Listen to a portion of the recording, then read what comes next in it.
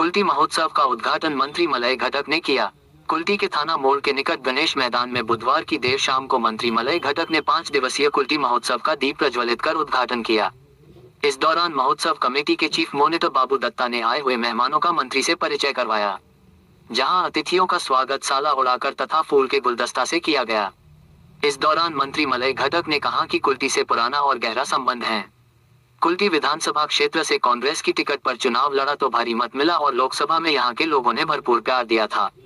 कुल्टी महोत्सव में लगा मेला कई सामाजिक संदेश देता है। कुंभ का मेला हो, गंगासागर का कई चिरपरिचित लोग और पुराने लोग से मेला में मुलाकात होती है, जिससे एक नई ऊर्जा मिलती है। मेला में विभिन्न प्रकार की सांस्कृतिक का आदान प्रदान भी होता। लोग सालों साल तक मेला का इंतजार करते हैं। जो वस्तु शहर में नहीं मिलती वह मेला में मिल जाती है। मेला भारतीय संस्कृति की एक पहचान है। अगले साल कुल्टी में होने वाले महोत्सव में मेला को सरकारी स्तर पर सहयोग किया जाएगा। इस अवसर पर डीपीएस के मृणाल कांति मुखर्जी, विशिष्ट कवि कल्याण दत्ता, बीसीसीएल की दामागुड़िया कोलेरी के प्रोजेक्ट अफसर धर्मेंद्र तिवारी, पार्षद नदीम अख्तर, बोरो चेयरमैन चैतन्य मांझी, मोहन धीवर, मीर हासिम, जाकिर हुसैन पार्षद, सविता टुडू पार्षद, विश्वजीत बावरी जिला परिषद के अध्यक्ष, पार्षद प्रतिनिधि अभिषेक सिंह, अनुज केसरी के अलावा कुल्टी एसीपी वेस्ट जे हुसैन, कुल्टी थाना इंस्पेक्टर इंचार्ज कृष्णेंदु दत्ता समेत कई लोग उपस्थित थे। कुल्टी महोत्सव कमिटिर दुई कर्णधार, एकजन अरुणिमा आरेकजन आमादेर बाबू दत्त, এই দুজনকে ধন্যবাদ জানাই আমাকে আমন্ত্রণ করার জন্য এবং এখানে আপনাদের সামনে কিছু বলার সুযোগ করে দেওয়ার জন্য।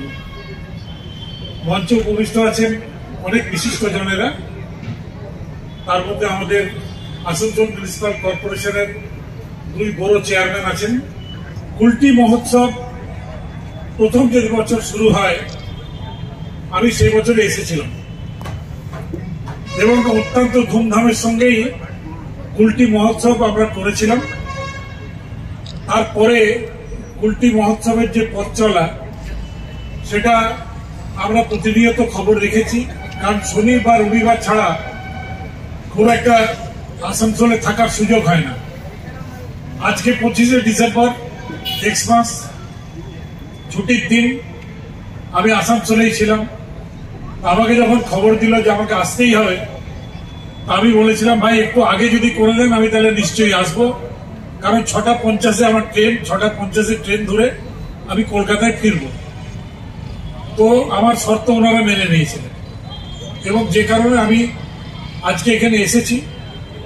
আমাদের কুল্টি মহোৎসব 6 বছর আগে আপনারা জানেন যে মাননীয় মুখ্যমন্ত্রী স্বপ্নের যেগুলো প্রকল্প, সেই প্রকল্প আমরা মেলার মাধ্যমে এগুলো করে থাকি।